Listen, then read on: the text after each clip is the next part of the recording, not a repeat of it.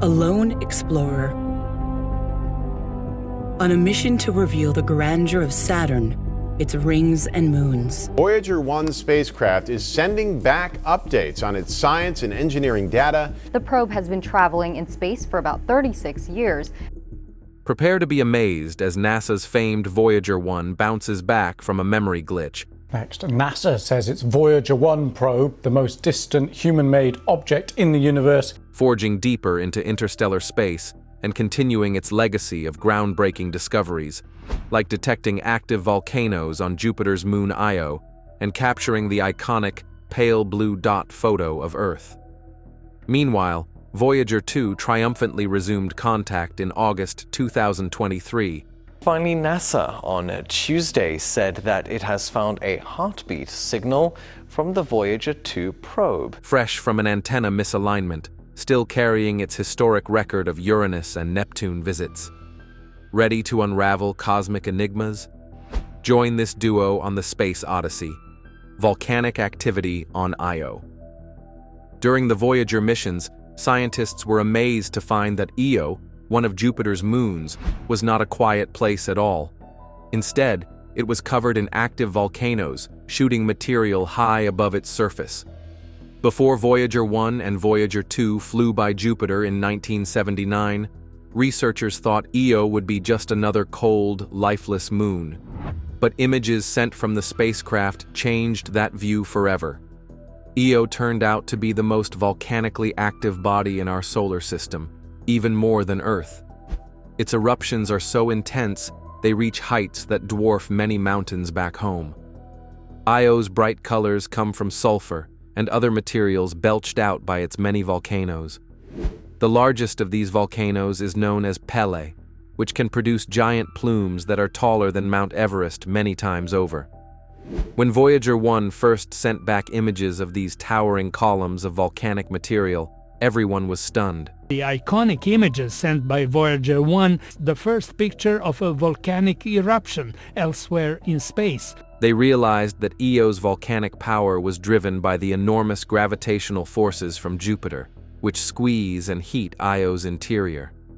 This heating fuels volcanic eruptions that spread new layers of molten rock and Jovian dust all over Io's surface.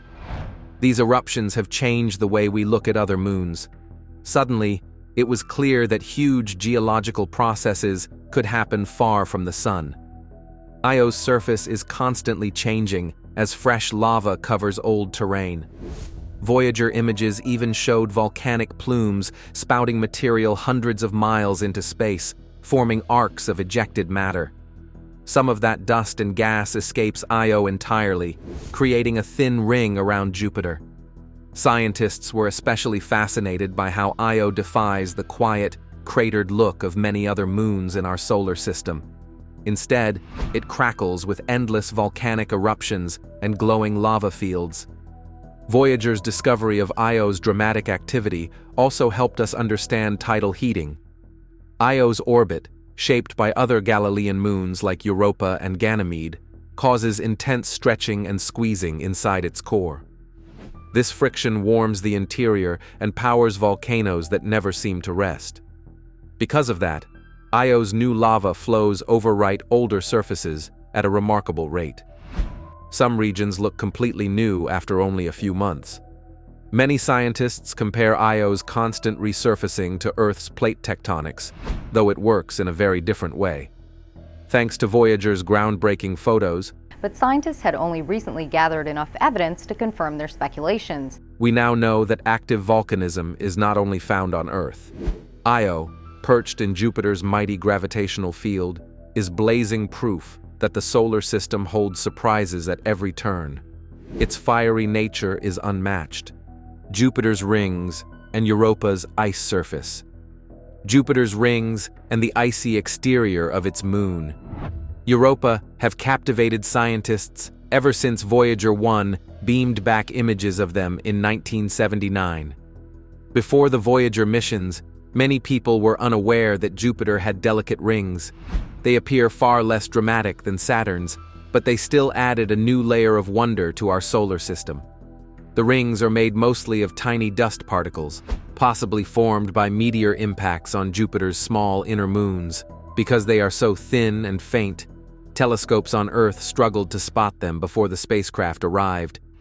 As the Voyager probes approached Jupiter, they took images that revealed countless pieces of dust and debris shimmering around the planet. This showed that ring systems can exist beyond the famous rings of Saturn. Researchers soon realized Jupiter's rings are simpler, lacking the same structure that makes Saturn stand out.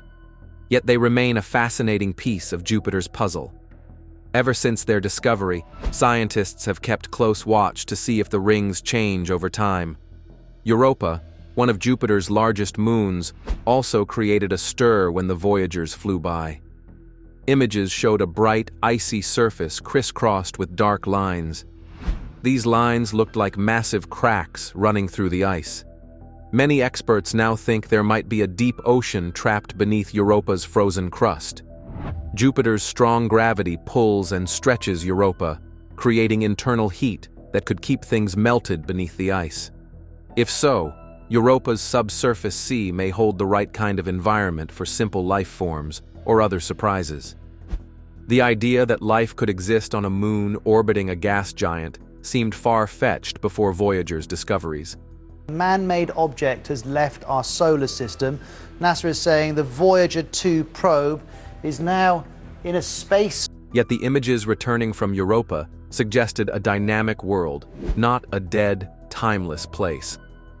Over 4 decades later, many NASA missions still plan to investigate Europa's ice and gather more data. Some proposals include dropping a lander on the surface, while others call for a probe that can drill or melt its way through the ice. Overall, Jupiter's rings and Europa's icy shell are prime examples of why the Voyager missions were so special. They gave us unexpected glimpses of how diverse the outer solar system can be, from hidden ring systems to cracked floating ice sheets that might hide liquid oceans below. Although the Voyagers have traveled beyond Jupiter and kept going for decades, their legacy remains in every new mission, inspired by that first astonishing look at such alien sights. They changed our cosmic perspective. The pale blue dot. On February 14, 1990, NASA's Voyager 1 spacecraft turned its camera back toward Earth from about 3.8 billion miles away. The image it captured would soon be called the pale blue dot, a name made famous by astronomer Carl Sagan. Captured at the edge of the solar system, Earth appears as a tiny, barely visible speck, bathed in a scattered ray of sunlight. This viewpoint reminds us just how small and fragile our world is within the vastness of space.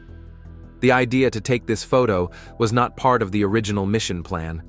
Voyager 1 had completed its primary objectives at Jupiter and Saturn, and mission managers were about to shut off its cameras. However, Sagan argued for one last set of images looking back at the inner solar system. NASA agreed, and one of those frames included Earth. Though Earth occupies less than a single pixel in the picture, the pale blue dot conveys a message of unity and humility. This faint dot prompts us to see our planet as a shared home, shining alone in the cosmic dark. The entire history of life, human dramas, and cultural achievements have occurred on that small point of light. Sagan later wrote an inspiring reflection, urging humanity to be kinder to one another, to protect the only home we know, and to cherish the pale blue pixel suspended on a sunbeam. The pale blue dot also demonstrates the power of exploration. Voyager 1, launched in 1977, Voyager 1 is now a starship. The space probe launched from Central Florida 36 years ago has made it beyond the solar system. Was never designed for such a photo. Yet, thanks to advanced planning, it was able to pivot and snap this historic shot. Even now, it continues its journey, carrying golden records meant to tell our story to any who might find them. This single image stands as a timeline of scientific curiosity, creativity, and courage. Today, more than 3 decades later, the pale blue dot still resonates with people around the world. It is a symbol of our small place in the vast cosmic arena, and it reminds us that the bonds we share on this little world matter more than any differences. In its quiet way, the photo calls on us to see each other as one global family, spinning together on this tiny, precious planet. This iconic snapshot shows how our differences shrink when viewed from billions of miles away. In that narrow beam of sunlight, we find both humility and hope, realizing that our only home deserves unity, care, and respect, and lasting peace. Recent malfunction and recovery. In November 2023, NASA's Voyager 1 suddenly stopped sending meaningful signals back to Earth. Instead, it transmitted a stream of useless binary data, puzzling everyone on the mission. Engineers soon tracked down the trouble to its onboard flight data system, known as the FDS, which had suffered a memory failure. This critical module is responsible for sending and receiving instructions, so any glitch threatened to cut off communication altogether. Determined not to lose a spacecraft that has traveled beyond the edge of our solar system, NASA experts acted fast. They spent months examining every bit of software on board Voyager 1, searching for ways to restore normal operations. By early 2024, they decided on a risky fix: reallocate the code that was corrupt into a different section of the spacecraft's memory.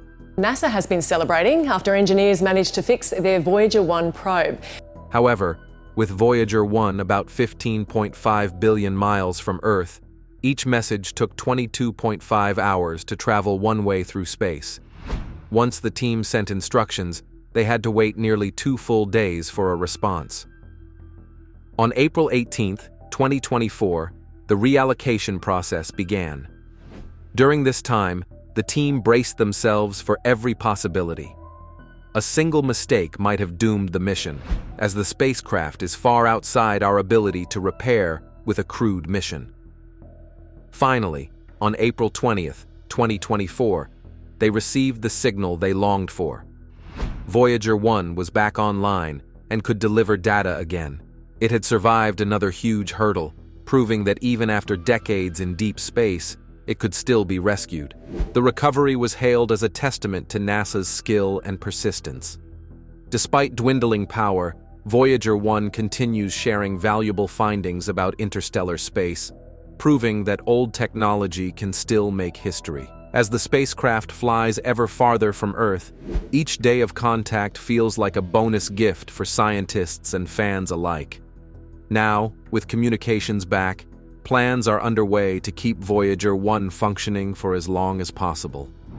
The mission team is already strategizing how to manage potential problems in the future, knowing that each triumph is hard-won at this extreme distance. In the wake of this recent problem, the Voyager program stands as a beacon of human tenacity.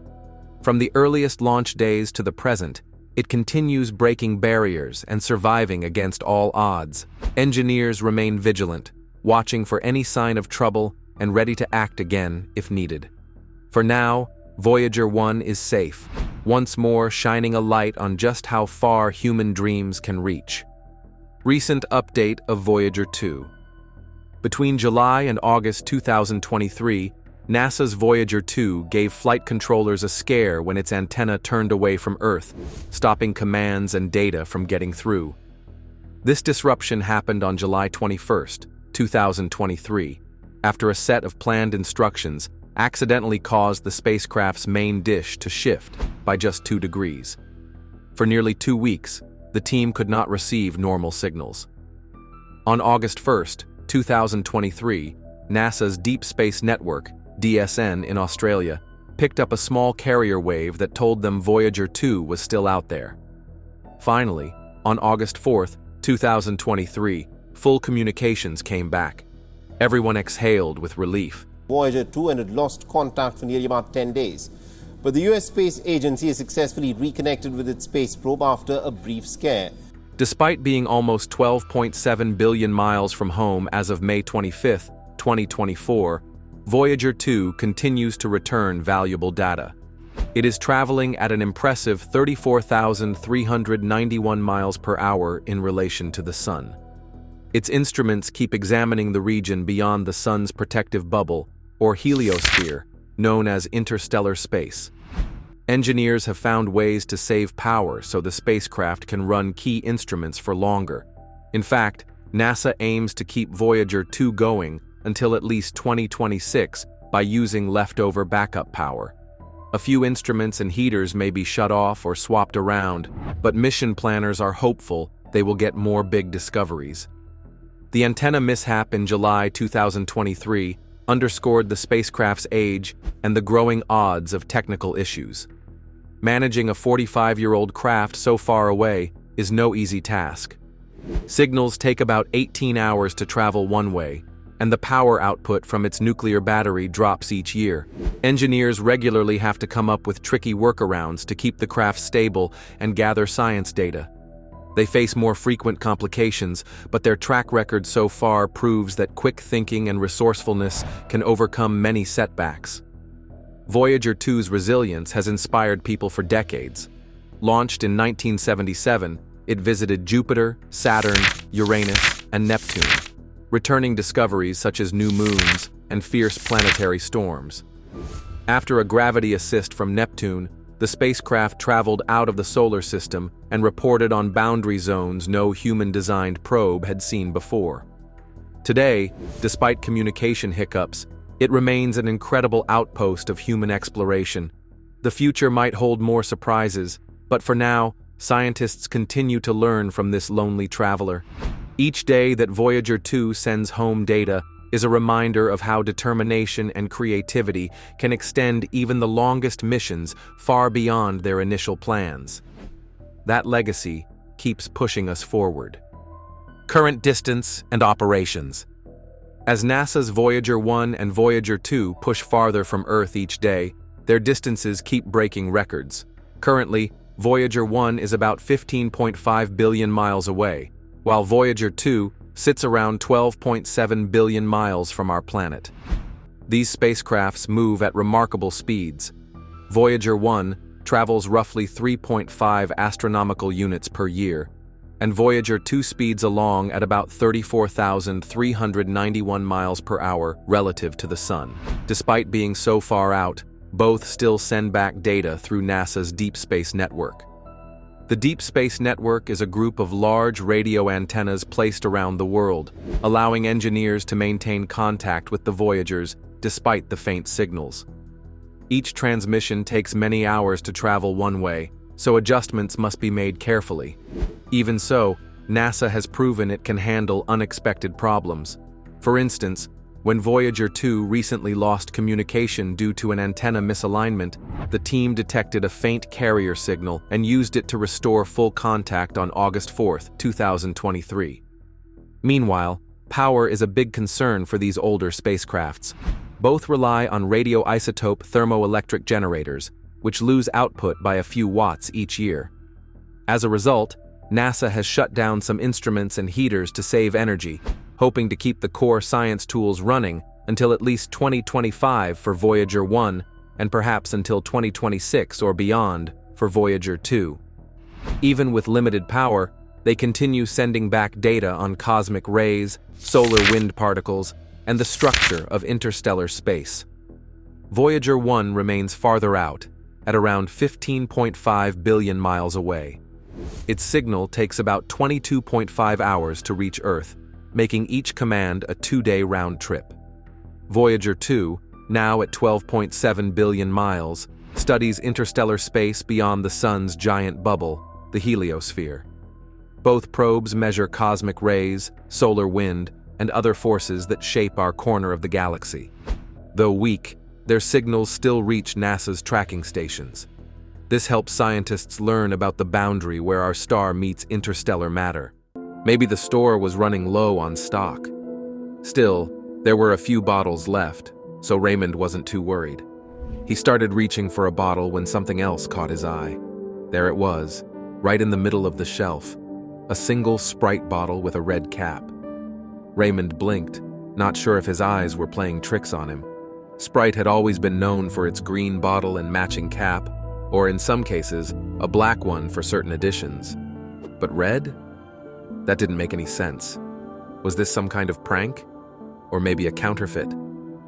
He stared at the bottle, debating whether he should call his friend who worked for Coca-Cola, the Sprite company, to report this strange anomaly. Before he could decide, a slender hand shot out and grabbed the bottle with a sense of urgency. Startled, Raymond turned to see a young woman, probably in her late 20s, clutching the drink like it was the last treasure on Earth. But before she could fully secure it, another hand, older and firmer, gripped the bottle as well. It was an older woman, maybe in her 50s or 60s, and she didn't look like she was going to back down. "I've been looking for this drink all over the place," she said with a hint of frustration. "I went to 3 other stores before I finally found it here." The younger woman, not one to be intimidated, responded calmly, "I've been searching for it too. It's really important to me." The tension was palpable. Raymond could see the argument brewing and knew he had to step in before things got out of hand. "Hey, why don't we just ask the salesperson if there are more in the back?" he suggested. The younger woman, who introduced herself as Sarah, hesitated but eventually agreed, not wanting to escalate the situation. She loosened her grip on the bottle, allowing the older woman to keep it for now. "Let's check," Sarah said with a small sigh, though disappointment was evident in her tone. The 3 of them approached the counter, and Raymond asked the salesperson if there were any more bottles of Sprite with a red cap in stock. Sadly, the answer was no. It was the only one. Raymond couldn't help but notice the older woman's triumphant smile as she held onto the bottle like it was gold. Meanwhile, Sarah looked genuinely crestfallen. Raymond's curiosity grew by the second. What was so special about this drink? Just as they were about to give up and leave, Sarah's face lit up with excitement. "I found one!" she exclaimed, holding up another bottle with a red cap that had been hidden among the regular ones. Her delight was contagious, and Raymond couldn't help but smile at her enthusiasm. Sarah quickly paid for the bottle, thanking Raymond for stepping in earlier, but her gratitude didn't stop there. She turned to him and said, "You have no idea how much this means to me. Thank you so much." Raymond was taken aback. "It's okay," he said with a shrug. "It's just a drink, you know." Sarah smiled but didn't respond immediately. That's when Raymond couldn't hold back his curiosity any longer. "All right," he began. "What's the deal with this Sprite? I mean, it's just a bottle of soda, right? What's so special about it?" Sarah's expression softened, and she nodded as if she understood his confusion. "It's not just any Sprite," she explained. "This is a special edition they release for Passover." "Passover?" Raymond repeated, still not quite following. "Yes, it really is a holiday set aside by Jews to celebrate the historic exodus of the Israelites from Egypt," Sarah said. "You see, during Passover, there are specific dietary rules that observant Jews follow. One of the main rules is to avoid any products that contain leavened grains or certain additives. Most sodas, including regular Sprite, aren't kosher for Passover because of the way they're processed." Raymond listened intently, starting to piece it all together. "So, this Sprite with the red cap," Sarah continued, "is a modified version. It's made without any ingredients that are forbidden during Passover. The red cap is a clear indicator that it's kosher for the holiday. For people who observe Passover, finding this drink is a big deal because it means they can still enjoy Sprite without breaking any rules." Raymond nodded slowly as it all started to make sense. "I see. So it's not just a regular soda to you. It's something that allows you to keep your traditions and enjoy a treat at the same time." "Exactly," Sarah said with a warm smile. "That's why I was so desperate to find it. It's not always easy to come by, especially as Passover gets closer. Stores run out quickly, and not every shop carries it in the first place." Raymond couldn't help but feel a newfound respect for the little red-capped bottle. What he had initially thought was just a strange anomaly turned out to be something deeply meaningful to others.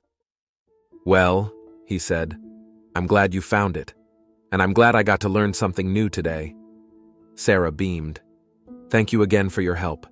It might seem like a small thing, but it really means a lot to me." As Raymond watched Sarah leave the store with the prized bottle of Sprite in her hands, he couldn't help but smile to himself. Who would have thought a simple trip to the store could lead to such an interesting encounter? The mystery of the red-capped Sprite was solved, but Raymond knew he'd never look at a bottle of soda the same way again. For most people, Sprite is just a refreshing drink. It's something you enjoy on a hot day, at a picnic, or alongside a tasty meal. But for Sarah, the Sprite with a red cap was far more than a beverage. It carried meaning, memories, and even a touch of nostalgia. Raymond couldn't shake his curiosity about the red-capped Sprite. After Sarah's heartfelt explanation, he decided to dig a little deeper and was shocked by what he found. He searched online for reviews about this kosher Sprite, and to his surprise, the praise was overwhelming. Many people described it as having a cleaner, crisper taste compared to the regular Sprite. Some said the flavor was smoother, with just the right balance of sweetness and fizz. Enthusiasts even compared it to a premium drink, elevating it above the standard version. Raymond found himself scrolling through endless posts on forums and social media where people eagerly shared their experiences with this unique beverage. At this point, it became clear that this wasn't just a religious product. It had become a cultural phenomenon, transcending its original purpose to become a drink that everyone could enjoy. The scarcity added to its allure. Knowing it would only be available during Passover made it feel exclusive, almost like a collectible item. Raymond's research also revealed why this version tasted different. The kosher Sprite was made with real sugar instead of high fructose corn syrup, which is commonly used in sodas in the United States. The switch to sugar was in line with the dietary rules of Passover, but it also enhanced the flavor, giving it a natural, refreshing quality. It amazed Raymond how much thought had gone into creating this product.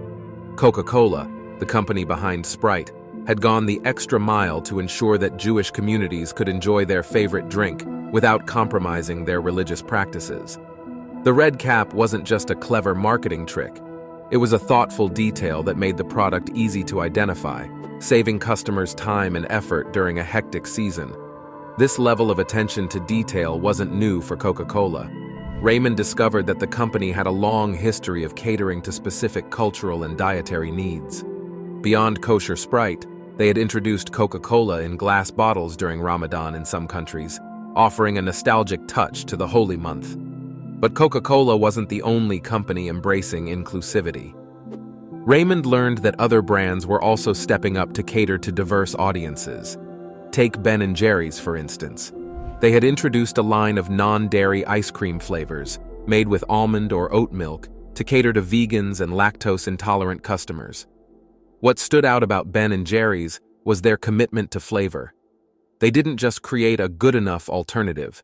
They ensured that their non-dairy options were as rich and indulgent as their traditional ice creams.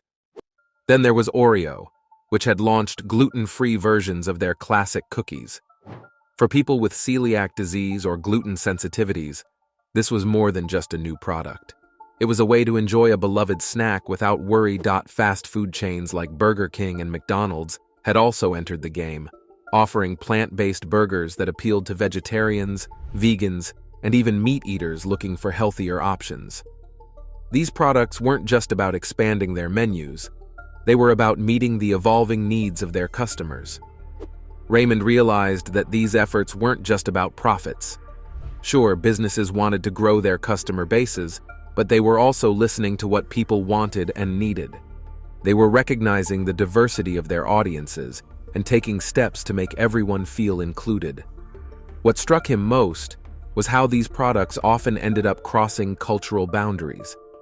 The kosher Sprite was a perfect example.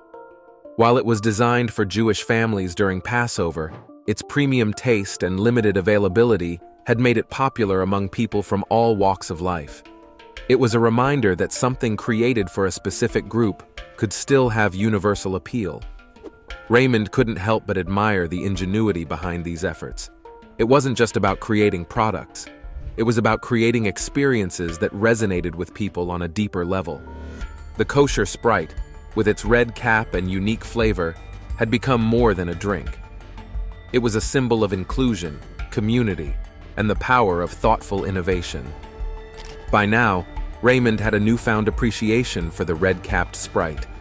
What had initially seemed like an oddity had turned into a story of connection and cultural understanding. He began to see the drink not just as a beverage, but as a bridge between different worlds. Reflecting on everything he'd learned, Raymond felt inspired. He realized that even something as simple as a soda could carry meaning and bring people together. It was a testament to what businesses could achieve when they prioritized people over profits, when they took the time to understand their customers and meet their needs in meaningful ways.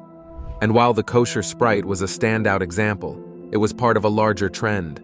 So do you think Peacher can recover from being a ghost town? Let us know in the comment section. Remember to like, share, and subscribe for more. Also, click the following video shown on your screen. You will enjoy it.